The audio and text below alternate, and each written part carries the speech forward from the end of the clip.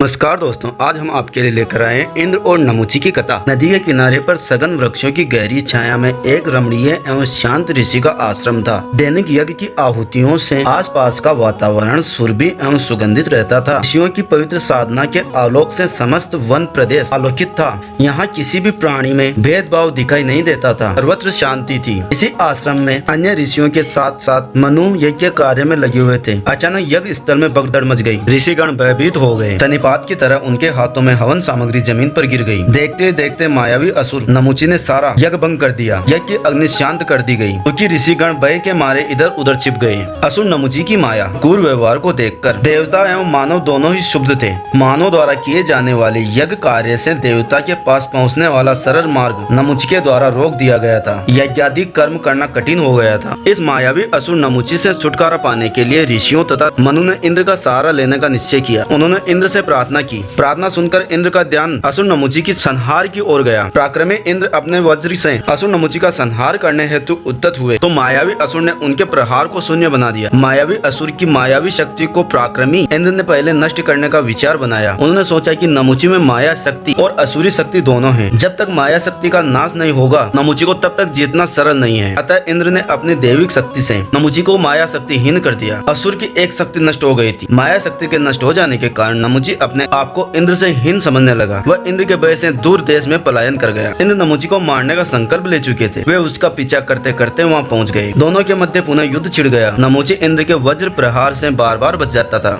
उसकी शारीरिक चुस्ती फुर्ती एवं युद्ध कौशल ने इंद्र के प्रहारों को निष्फल कर दिया। नमुची की शक्ति देखकर अश्विनी कुमार इंद्र की सहायता हेतु युद्ध स्थल पर पहुंचे। मारुति भी इस महाभयंकर असुर संग्राम को देखने के लिए युद्ध भूमि में पहुंच गए। अब नमुची ने इंद्र को परास्त करने के लिए एक उपाय सोचा। उसने अपनी मायावी असुरी विद्या का रास तो देखा ही था, अतः उसके मन में यह विचार आया कि युद्ध में अपनी ओर से अत्यंत सुंदर युवतियों को इंद्र के सम्मुख खड़ा कर दें। इंद्र विलासी हैं, इनके रूप सौंदर्य के जाल में फंस जाएंगे और इस प्रकार उन पर विजय सहज ही प्राप्त हो जाएगी। परंतु बात उल्टी हो गई। नमुची की यह योजना इंद्र ने विफल कर दी। इंद्र तो दैत्य वध के लिए कटिबद्ध थे। वे युद्ध भूमि के लिए अपना वज्र धारण करके निकल पड़े। नमुची ने जिन दो सर्वश्रेष्ठ रूपमती स्त्रियों को इंद्र के पास प्रेम जाल में फंसाने के लिए भेजा था, इंद्र ने उन्हें बंदी बना लिया। वे उनके रूप सौंदर्य से विचलित नहीं हुए। युद्ध करने के लिए इंद्र आगे बढ़ गए। उनकी सहायता के लिए अश्विनी कुमार उनके साथ थे। युद्ध के लिए अनुकूल वातावरण एवं अमोघ शक्ति की आवश्यकता होती है। अश्विनी कुमारों के उत्तेजक कर रहे थे। अमोघ शक्ति के लिए अश्विनी कुमारों ने इंद्र को सोमपान करवाया। सोम पीते ही इंद्र ने अतुलित बल का अनुभव किया। उनकी बाहु बगीमा क्रोध के कारण चढ़ गई। नेत्र रक्त रंजित हो गए। बाहें फड़फड़ाने लगी और शरीर में रक्त का संचार प्रचुर मात्रा में बढ़ गया। उनका रूप अत्यंत उग्र हो गया। रुद्र रूप इंद्र नमुची की सेना पर टूट पड़े। इंद्र ने भयंकर गर्जना की। उस गर्जना के सम्मुख में गर्जन भी फीका पड़ गया। उसका रूप अत्यंत उग्र हो गया। वे असुर वध की तीव्र आकांक्षाओं से युद्ध में प्रलय की भांति इधर उधर प्रहार कर शत्रु सेना का संहार करते रहे। शत्रु सेना का संहार हो गया। नमुची यह सब स्तंभित होकर देख रहा था। उसने युद्ध भूमि से भागकर प्राण बचाने का निश्चय किया। नमुची छिप छिप कर युद्ध भूमि छोड़ रहा था। इंद्र ने चारों ओर उसकी तलाश की, किंतु वह दिखाई नहीं दिया। तो इंद्र समझ गया कि शत्रु युद्ध भूमि छोड़कर गुप्त रूप से कहीं छिप गया है। इधर नमुची अपने प्राण बचाने के लिए भाग रहा था। इंद्र भी प्रबल वेग से उसके समीप पहुंच गए थे। नमुची ने अपने शत्रु इंद्र को अपने सामने देखा तो होश आवाज गंवा बैठा। अस्त्र शस्त्र उसके हाथ से छूट गए। वह बलहीन एवं शस्त्रहीन हो गया था। इंद्र ने नमुची को पकड़ लिया। प्राणियों की रक्षा के लिए नमुची को मारना अपना धर्म समझकर इंद्र उस पर वज्र से प्रहार करना चाहते थे, किंतु अस्त्र शस्त्रहीन शत्रु पर अस्त्र शस्त्रों से प्रहार नहीं करना चाहिए। यह युद्ध नीति है। ऐसा मानते हुए इंद्र ने उस पर वज्र से प्रहार नहीं किया। इंद्र ने जल राशि से फेन एकत्रित करके उनसे नमुची का सर फोड़ दिया और शरीर को मरोड़कर उसकी हड्डियां पसली एक कर दी। इंद्र के इस पराक्रम की देवताओं ने स्तुति की। नमुची के हनन से मनु व ऋषियों का मार्ग सरल हो गया। असुर आतंक समाप्त हो गया। यज्ञ आहुतियां होने लगी। देवता यज्ञ मार्ग स्वीकार करने लगे। चारों ओर प्रफुल्लता छा गई।